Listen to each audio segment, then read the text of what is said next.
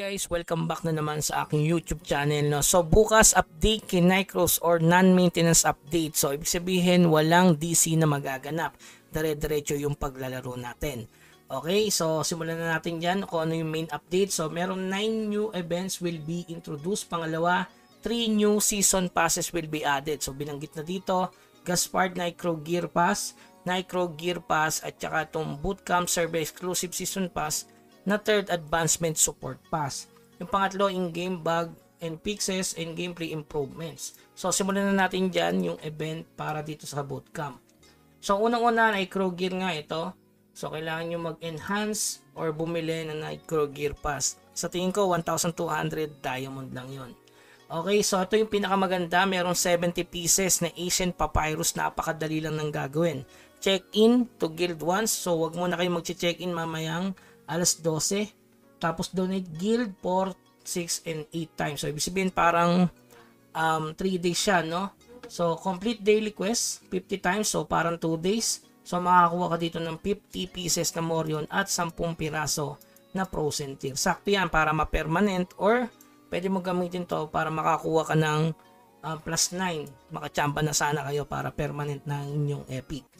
Okay, so hindi lang yun ang event dyan. Siyempre ito kasama itong mission completion sa regular server at saka all server na to guys. So ito may enhancement scroll dito, selection chest. Yan, madali lang yung gagawin mga boss. Tapos splendid enhancement scroll, napakadaming pang enhance. Pangalawa, siyempre legendary glider challenge order. So including na all server yan, kasama na yung bootcamp. Yan, medyo mahirap to guys.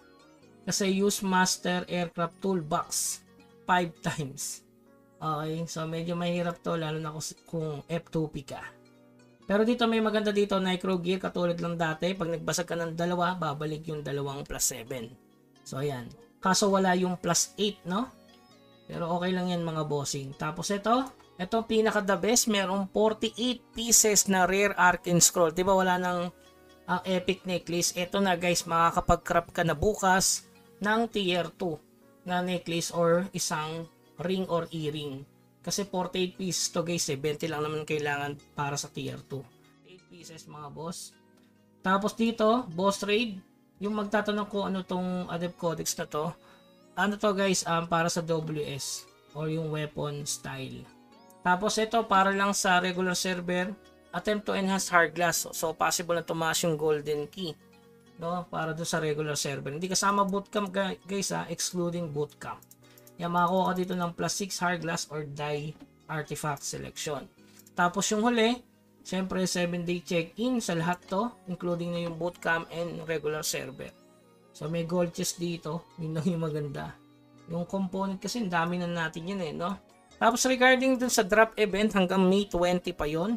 Tapos yung sa bootcamp, yung fever time, hanggang May 12 pa yon.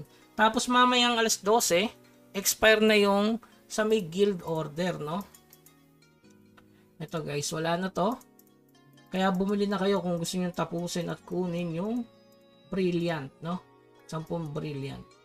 So wala complete guild order talagang 85/90. So bumili ka na lang ng guild order kasi siguradong sayang naman yan, di ba? Kung hindi mo siya matatapos. Ayan, 27 lang naman 1, 2, 3, 2, 4, 5. Kaya tapusin. Sayang yung brilliant lalo kung ako naghahabol ka ng enchant sa epic. Okay, so yun lamang guys. Keep grinding. Huwag kalimutan mag-subscribe sa ating channel. Hanggang sa muli. Paalam.